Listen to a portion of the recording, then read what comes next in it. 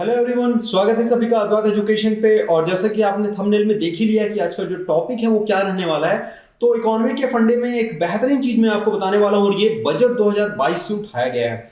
Budget का जो video बहुत ही जल्द आपको मिल जाएगा, पेश हो जाएगा। बजट तो पेश हो चुका है, लेकिन उस पर जो वीडियो है वो बहुत ही जल्दी हमारे चैनल पर आ जाएगा। एक्चुअली थोड़ा सा एडिटिंग वर्क में थोड़ा सा समय लग रहा है, दैट इज वाई थोड़ा सा आपको डिले हो जा रहा है, बट डोंट वरी, बहुत जल्द आपको इस पर वीडियो मिलेगा। ये बजट का एक पार्ट है। आरबीआई ने बोल दिया है कि अगले वर्ष से यानी कि 2023 से हम डिजिटल करेंसी लाने वाले हैं। सर, ये डिजिटल करेंसी क्या चीज होता है? वैसे एक और अंतर आप लोगों को बता दूं कि क्रिप्टो करेंसी और डिजिटल करेंसी दोनों में बहुत बड़ा अंतर है। लेकिन यदि इन दोनों के बीच का डिफरेंसेस चाहिए, यदि इन दोनों के बीच का अंतर चाहिए, तो आपको कमेंट बॉक्स में लिखना होगा sir yes we want video. दोनों के डिफरेंसेस, मतलब दोनों में क्या डिफरेंसेस है सर, उस पर वीडियो लेके आइए। तो बिल्कुल मैं वीडियो लेकर आऊंगा और मैं चाहता हूं कि ज्यादा से ज्यादा संख्या में कमेंट्स होने चाहिए। जितने अधिक संख्या में कमेंट होगी, वीडियो उतनी ज्यादा शानदार होगी। तो फटाफट आप लोग कमेंट कर दीजिए। बहरहाल हम बातें करने वाले हैं यहाँ पर डिजिटल करेंसी की। तो उसके लिए हमको सबसे पहले जानना जरूरी है कि ये करेंसी क्या चीज होता है। हर देश की अपनी एक मुद्रा होती है, अपनी एक करेंसी होती है। जैसे कि हम इंडिया की हम बातें करते हैं तो सर इंडिया रूपी, याद रखना, इट्स नॉट ओनली रुपए, इट्स इंडिया रूपी। पाकिस्तान में चले जाओगे तो पाकिस्तान का रुपया अलग हो जाएगा, इंडोनेशिया पे चले जाओगे तो वहां का अलग हो जाएगा। डॉलर की भी यदि हम बातें करते हैं तो सर अलग अलग जगह का डॉलर अलग अलग है। बेसिकली हम सबसे ज्यादा जो चर्चित है वो है यूएस डॉलर, यानी कि अमेरिका का जो डॉलर है। यूरोपियन कंट्रीज में, यूरोपियन नेशंस में हम जाते हैं सर, वहां पे यूरो देखने को मिल जाएगा। कुछ कंट्रीज, कुछ नेशंस में आपको पाउंड देखने को मिल जाएगा, कहीं पर येन देखने को मिल जाएगा। ऐसे बहुत सारे शेकेल देखने को मिल जाएगा। बहुत सारी मुद्राएं, बहुत सारी करेंसीज हैं, वो अपने देशों की होती है। हमारे इंडिया का जो रहता है सर वो है रूपी, यानी कि रुपया जिसको हम बोलते हैं। अब सबसे बड़ी बात आती है सर, ये डिजिटल जो है, इसमें करेंसी वर्ड यूज हुआ है। तो सर जो हम डिजिटल पेमेंट करते हैं, देखो अंतर यहीं पर आपको देखने को समझ आएगा। यहीं पर बेसिक अंतर जो आपको समझना है। डिजिटल पेमेंट मतलब जैसे कि आपने कुछ चीज लिया, कोई भी चीज आपने परचेस किया, या फिर आपने कोई भी ऑनलाइन ऑर्डर किया। जब ऑनलाइन ऑर्डर करते हो तो वहां पर दो ऑप्शंस दिए जाते हैं। एक होता है सीओडी यानी कि कैश ऑन डिलीवरी, और एक होता है आपका पहले से आपने प्री पेमेंट कर दिया, पहले से आपने उसको पेमेंट कर दिया है। पहले से यदि आप पेमेंट करेंगे तो इट मींस 110% चांस है कि आपको डिजिटल पेमेंट करना होगा। इट मींस आपके अकाउंट में सपोज 10,000 रुपए हैं, आपने 5,000 का कुछ सामान मंगाया, आपके अकाउंट से 5,000 रुपए वो जो है वो कट जाएंगे। चाहे क्यूआर कोड के थ्रू करो आप, चाहे फोन पे के थ्रू करो, भीम, यूपीआई, जो भी है, किसी के थ्रू आप करते हैं, सिंपल स्कैनिंग जिसको हम लोग बोलते हैं, तो ये हो जाता है सर आपका डिजिटल पेमेंट। रिचार्ज आजकल जो हम करते हैं घर बैठे, सर ये सब के सब डिजिटल पेमेंट है, नॉट अ डिजिटल करेंसी। इस बात का ध्यान जरूर रखिएगा, आने वाले एग्जाम में जरूर इसको कोड के रूप में जरूर पूछा जा सकता है। तो वो सारा का सारा जो रहता है वो डिजिटल पेमेंट होता है, डिजिटल करेंसी नहीं होता। डिजिटल करेंसी अभी आने वाला है। सर आपके अकाउंट में इतना रुपए है, आप सारी की सारी चीजें जो लेन देन है डिजिटल माध्यम से कर रहे हैं, तो सरकार को डिजिटल करेंसी की नीड क्यों पड़ रही है? प्रश्न ये बनता है, लाजमी है कि सर जब हम सारा का सारा चीज डिजिटल माध्यम से कर रहे हैं तो अलग से डिजिटल करेंसी की नीड क्यों पड़ रही है? इसका मैं मतलब एकदम शॉर्ट और एकदम आसान सी भाषा में समझाता हूं। मान लेता हूं कि मेरे अकाउंट में या फिर आपके अकाउंट में 50,000 रुपए है, 50,000 आपके अकाउंट में है। आपके एक मित्र हैं जिसको लगता है कि वो अहमदाबाद में बैठे हो या आप दिल्ली में हो, रायपुर में कहीं पर भी हो, आपके मित्र हैं, उसको अर्जेंट नीड है कि वो बोलेगा भाई तरुण, या फिर जो भी आपका नाम लिखिए, कि मेरे को अर्जेंटली मेरे को 40,000 चाहिए। आपको बहुत बड़ा वो विश्वास पात्र है, आप उस पर ट्रस्ट कर सकते हैं, आप बिल्कुल देने के लिए रेडी हैं।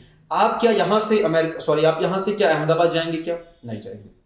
वो बोलेगा कि आप मेरे अकाउंट में ट्रांसफर कर दीजिए, आप तुरंत अपना उसको बोलोगे आप यूपीआई दीजिए, आप उसके अकाउंट में ट्रांसफर कर दिए। सर ये डिजिटल पेमेंट की बातें हो रही है, डिजिटल पेमेंट की बातें हो रही है। अब इस एग्जांपल के एक और दूसरे वे में मैं समझाता हूं। आप रायपुर में रहते हो या दिल्ली में कहीं भी रहते हो, आपका एक मित्र है जो बिल्कुल ये सब चीजें नहीं चलाता, लेकिन उसको कैश की जरूरत है। उसको मतलब हैंड टू हैंड पैसा चाहिए, कहीं पर देना होगा या फिर जहां पर उसको पैसा देना होगा उनको कैश की जरूरत है। वहां पर ऐसी कोई सुविधा नहीं है कि उन लोग डिजिटल माध्यम यूज करते होंगे।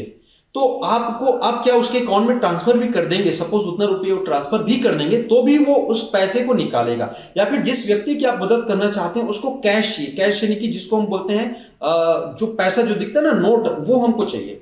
तब आप क्या करेंगे सर? तब आप अपने अकाउंट से बस 40,000 जाएंगे, एटीएम से निकालेंगे। एटीएम में यदि सुविधा नहीं है या फिर एटीएम से पैसा नहीं निकल रहा, तो आप उस बैंक से जाएंगे, फॉर्म भरेंगे, है ना, जो आपका जिसको बोला जाता है लेन देन वाला जो फॉर्म रहता है, विड्रॉल वाला, भरेंगे और आपको पैसा जो है कैश के फॉर्म में मिल जाएगा। आई बात समझ में? इसका मतलब यह है यदि आपके अकाउंट में वह पैसा है तो उस पैसे का उपयोग आप डिजिटल पेमेंट के रूप में भी कर सकते हो, कैश के रूप में भी कर सकते हो। सर सबसे बड़ी बात ये आती है, सर ये कर रहे हैं हम लोग, लेकिन इसमें हमारा कोई नुकसान तो नहीं होना चाहिए। मतलब सरकार डिजिटल करेंसी लाए ना अपना, क्या दिक्कत है? दिक्कत यहां पर यह होगी प्रिय विद्यार्थियों, यदि सरकार बोलती है कि भैया तरुण आपके अकाउंट में 50,000 है, मैं एक काम करता हूं, है ना, 25,000 आप डिजिटल पेमेंट यूज कर लो और 25,000 आप कैश के रूप में यूज कर सकते हो, तो सरकार कितने लोगों पर ऐसी नजर रखेगी? सरकार कितने लोगों के साथ टर्म्स एंड कंडीशन रखेगी? सरकार को ये नहीं पता ना, या आरबीआई को यह नहीं पता है कि भाई कौन सा व्यक्ति कैसा यूज करने वाला है। इसका मतलब यदि आपके अकाउंट में 50,000 रुपए हैं तो 50,000 रुपए वहां पर छपेंगे। किसी के अकाउंट में यदि 10,000 रुपए, मतलब 10,000, वो अकाउंट सरकार या आरबीआई यह सोचकर रखती है कि फलाना व्यक्ति अकाउंट में इतने पैसे हैं, मतलब वो उतने पैसे कभी भी विथड्रॉल कर सकता है। यदि ऐसा संभव नहीं हुआ तो आप आरबीआई को या फिर गवर्नमेंट को क्वेश्चन कर सकते हैं, सर मेरे अकाउंट में इतने पैसे रहने के बावजूद मैं क्यों विथड्रॉल नहीं कर पाया। आई बात समझ में? तो ये प्रॉब्लम ना हो इसीलिए डिजिटल करेंसी लेकर आई जा रही है। डिजिटल करेंसी में होगा क्या सर? सपोज मेरे डिजिटल करेंसी के रूप में 30,000 रुपए जमा है। डिजिटल करेंसी रहने वाले, क्रिप्टो एंड डिजिटल दोनों में अंतर मैं बोलो ना, जब तक आप लोग कमेंट करेंगे, कमेंट मैक्सिमम रहनी चाहिए, लाइक मैक्सिमम होनी चाहिए, शेयर मैक्सिमम होनी चाहिए, वीडियो पर रीच मैक्सिमम होगी तभी मैं उस पर वीडियो लेके आऊंगा, ठीक है? तो ये कर दीजिए, ये आपकी जिम्मेदारी मेरी है बनाना, आपका केवल और केवल इस वीडियो को ज्यादा से ज्यादा वायरल और ज्यादा से ज्यादा शेयर करना है, ठीक है? तो सर जो डिजिटल करेंसी रहने वाली है, सपोज 30,000 की है, उस 30,000 का जो यूज है केवल आप ऑनलाइन ट्रांजेक्शन पे कर सकते हो, यानी कि डिजिटल पेमेंट कर सकते हो। अब वो डिजिटल करेंसी को सर आप नोट के रूप में नहीं यूज कर सकते। मतलब यदि एटीएम से कभी आपको निकालना हुआ या और कुछ करना हुआ तो वो चीज आप नहीं कर पाओगे। आई बात समझ में? तो मेरे ख्याल से जो मेन मुद्दे की बात मैं जो समझाना चाहता था वो चीज आप समझ गए होंगे कि डिजिटल पेमेंट में यदि आपके पास फिलहाल अकाउंट में जो पैसा है उसको आप डिजिटल पेमेंट के रूप में भी यूज कर सकते हो और साथ ही साथ उसको कैश निकालने के रूप में भी उपयोग कर सकते हो, क्योंकि वो जो है वो हमारा इंडियन रूपी है। लेकिन इसी इंडियन रूपी को यदि डिजिटल करेंसी के रूप में परिवर्तित कर दिया जाए तो उसका उपयोग सिर्फ और सिर्फ आप ट्रांजेक्शन के तौर पर कर सकते हो।